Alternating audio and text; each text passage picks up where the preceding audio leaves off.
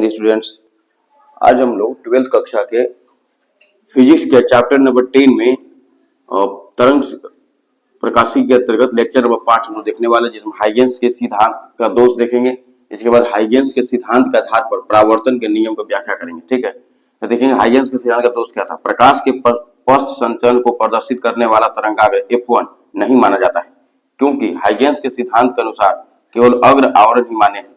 ठीक है, अतः द्वितीयक तरंगिका के कारण तीव्रता केवल तिर्यक उपादान लिखा हुआ है। ठीक है, अर्थात I प्लस कॉस थीटा पर निर्भर करता है।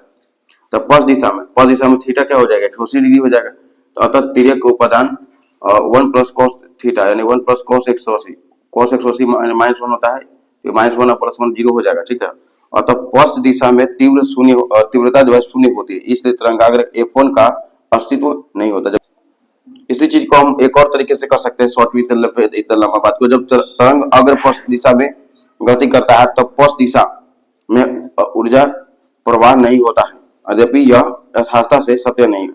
ठीक है, पश्च दिशा में ऊर्जा का प्रवाह नहीं होता है, यहाँ पे इन सब पूरा बात के एक ही बात निकलता है। ठीक है, हाइगेंस का तरंग सिद्धांत प्रकाश का परावर्तन तथा अपवर्तन की व्याख्या कर सकता है, सफलतापूर्वक कर सकता है। ठीक है, इसे एग्जाम में कई बार पूछा हुआ है। ठीक है, वो डायरेक्ट पूछा जाता है, हाइगेंस के द्वितीयक तरंगिका सिद्धांत के आधार पर परावर्तन के नियम की व्याख्या कीजिए, अपवर्तन के नियम की व्याख्या कीजिए। 5 नंबर का देता है बोर्ड एग्जाम में। ठीक है, हम देखेंगे हाइगेंस के तरंग सिद्धांत के आधार पर परावर्तन के नियम की व्याख्या। ठीक है, समतल पृष्ठ XY पर समतल तरंगाग्र AB बिंदु A पर आपतित होता है। ठीक है, समतल तरंगाग्र जो है AB बिंदु A पर आपतित हुआ XY पृष्ठ पर। ठीक है, अच्छा, हाइगेंस के सिद्धांत के अनुसार तरंगाग्र AB पर प्रत्येक बिंदु नए विक्षोभ के स्रोत की भांति व्यवहार करता है। ठीक है, बिंदु A पर प्रत्येक बिंदु जो होगा, बिंदु A पर विक्षोभ के स्रोत की भांति व्यवहार करेगा। ठीक है, बिंदु B से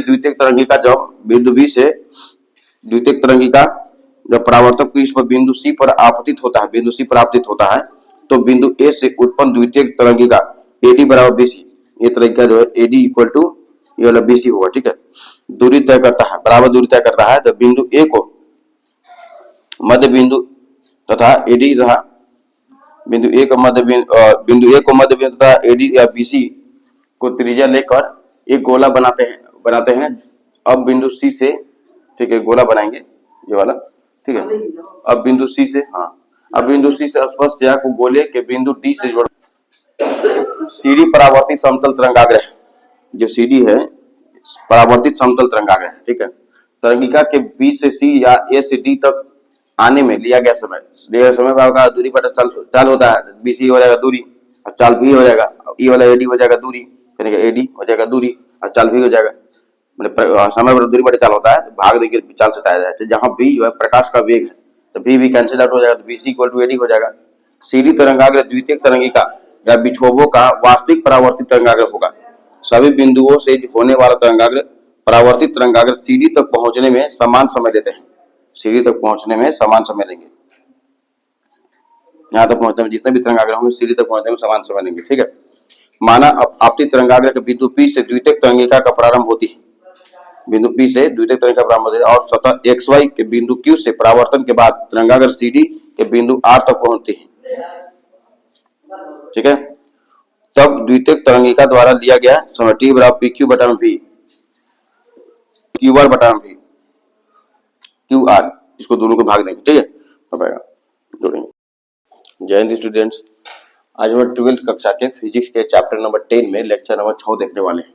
ठीक है, उसमें हम लोग पिछला बार हाइगेंस के तरंग सिद्धांत के आधार पर प्रकाश के परावर्तन के नियम की व्याख्या कर रहे थे, जिसमें से कुछ भाग रह गया था, उसको पूरा करेंगे। ठीक है, उसमें लेक्चर नंबर 5 है, ये लेक्चर नंबर 6 है। ठीक है, T बराबर PQ बटा V, Q1 बटा V तक हम उसमें किए हुए थे। अब त्रिभुज P और Q में उसमें चलेंगे तो साइन I का मान निकालेंगे तो PQ बटा AQ आएगा।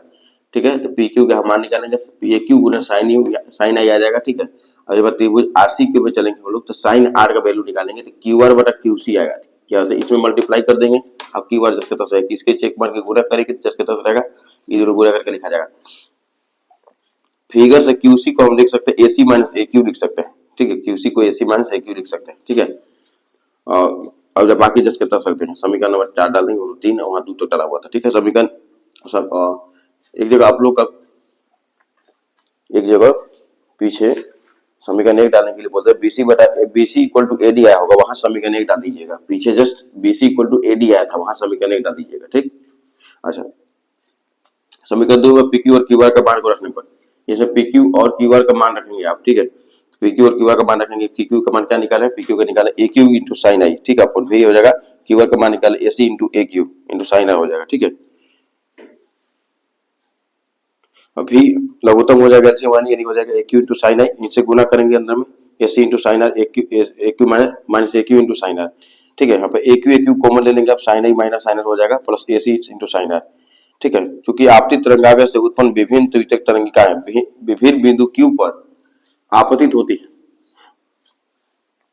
ठीक है, भिन्न भिन्न द्वितीयक तरंगिकाओं के लिए ए क्यू के मान भी भिन्न भिन्न होते हैं। ठीक है, क्योंकि सभी द्वितीयक तरंगिकाएं प्रारंभिक तरंगाग्र से परावर्तित तरंगाग्र तक पहुंचने में समान समय लेती हैं यदि बिंदु क्यू पर निर्भर नहीं होती है।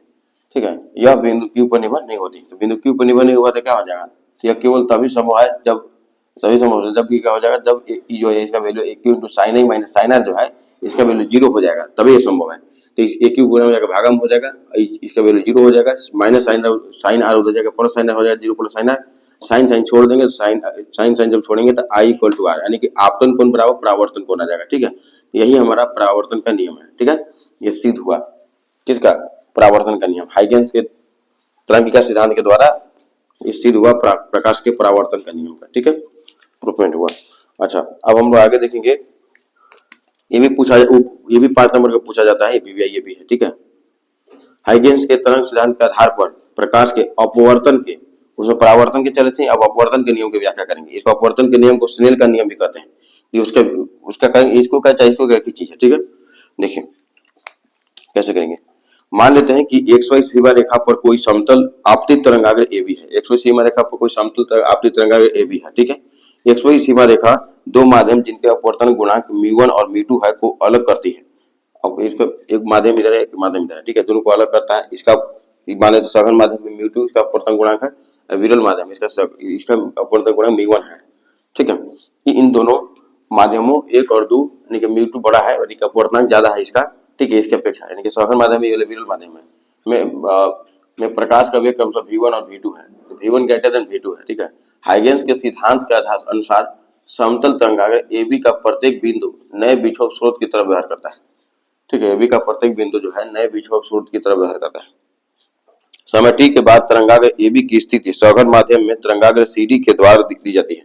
सघन माध्यम में AB की स्थिति जो है सघन माध्यम में CD के द्वारा दिया जाएगा। CD वास्तविक आपतित अपवर्तित तरंगाग्र होगा। ठीक है, CD जो है वास्तविक अपवर्तित तरंगाग्र होगा।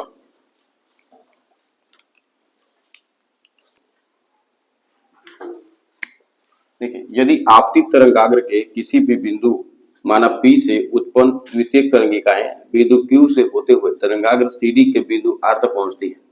ठीक है, फिगर में देखेंगे, मान लीजिए उसका आपतित तरंगाग्र का कोई बिंदु P मान लेते हैं हम लोग, से उत्पन्न द्वितीयक तरंगिका जो है बिंदु Q से होते हुए तरंगाग्र के CD तक बिंदु R तक पहुंचता है। द्वितीयक तरंगिका के PQ R तक पहुंचने में दिया गया समय t बराबर क्या हो जाएगा, समय और दूरी बटा में PQ बटा में QR, PQ बटा में V1 प्लस QR बटा में V2, समीकरण 1 मान लेंगे इसको। ठीक है सर, त्रिभुज की PQ से चलेंगे, साइन I निकालेंगे तो PQ बटा AQ आएगा। ठीक है, तो PQ का मान हम निकालेंगे, दोनों को मल्टीप्लाई कर देंगे, इधर आ जाएगा। ठीक है, AQ इंटू साइन आई उधर लिख देंगे, PQ को मान निकालेंगे। त्रिभुज QCR में साइन R का मान निकालेंगे। ठीक है, QR बटा में QC आएगा, QR का मान निकालेंगे, साइन R इंटू QC होगा। ठीक है, QC into sine R, QC का मान है AC माइनस AQ, QC का मान है चूंकि QC बराबर AC माइनस AQ। समीकरण 2 और 3 के मान समीकरण 1 में रखने पर 2 और 3 का मान जो समीकरण 1 में रखेंगे तो PQ और QR का मान यहाँ पे पुट करेंगे हम लोग। PQ का मान है AQ साइन आई और QR का मान है AC minus AQ into sine R, और यहाँ पर आधार बांट देंगे, AC के नीचे V2 दे देंगे, sine r into AQ into sine r upon V2। ठीक, इसमें से एक AQ कॉमन हम लोग लेंगे, AQ कॉमन लेंगे तो साइन I अपन V1। ठीक है, minus sine r upon V2 यहाँ होगा, plus AC sine r upon V2। यह समय बिंदु Q की स्थिति पर निर्भर नहीं करता है। ठीक है, इसलिए AQ into sine i upon V1 minus sine r upon V2 equal to 0। ये वाला पार्ट क्या हो जाएगा, ये वाला पार्ट 0 के बराबर हो जाएगा। तो ए क्यू गुना में जाकर भागा में हो जाएगा, 0 हो जाएगा। तो माइनस साइन आर बटा V2 हो जाएगा प्लस साइन आर बटा V2, जोड़ेंगे तो उतना रहेगा। ठीक है, साइन आर गुना में तो भागा में हो जाएगा, अंश में तो हर में हो जाएगा, हर में तो उधर जाकर अंश हो जाएगा, V1 बाई V2 हो जाएगा। ठीक है, निर्वात में प्रकाश के वेग C से दाईं और हम लोग गुणा में भाग करेंगे ऊपर में। हाँ, sine r upon sine r equal to c upon c into V1 upon c into V2। C और V2 को एक जगह ले जाए, V1 को C को एक जगह ले जाए, इसको उलट देके नीचे लिखेंगे, C1 अब C अपन V1 लिखेंगे, C अपन V2 म्यू2 हो जाएगा और C अपन V1 म्यू1 हो जाएगा। ये दोनों को हम लोग लिखेंगे म्यू, यानी कि नियतांक हो जाएगा म्यू। ठीक है, sine r upon sine r equal to mu हो जाएगा। यही स्नेल का नियम है। ठीक है, प्रूव हो गया। आप MCQ कुछ दिया हुआ है कि प्रकाश के तरंग सिद्धांत के अनुसार प्रकाश के तरंग से किस कारण से होते हैं, प्रकाश के रंग किस कारण से होते हैं। तो प्रकाश के आवृत्ति के कारण, अलग अलग आवृत्ति के कारण प्रकाश का रंग होता है। ठीक है, प्रकाश की प्रकृति जो व्यतिकरण द्वारा सिद्ध की जाती है, कौन सा, अनुदैर्ध्य प्रकृति नहीं, अनुप्रस्थ प्रकृति नहीं, अनुप्रस्थ प्रकृति ध्वनि का होता है, तरंग प्रकृति होगा यहाँ पर। ठीक है, ऑप्शन नंबर सी सही होगा। हाइगेन के तरंग सिद्धांत के अनुसार समान कला में रहने वाले सभी बिंदुओं का स्थल क्या कहलाता है, तरंगाग्र कहलाता है। क्या कहलाता है, तरंगाग्र, किरण नहीं, कंपन नहीं, अर्धव्यति नहीं। ठीक है, ऑप्शन नंबर आपका बी होगा। ठीक है, तब तक मिलते हैं नेक्स्ट वीडियो में। Thanks for watching.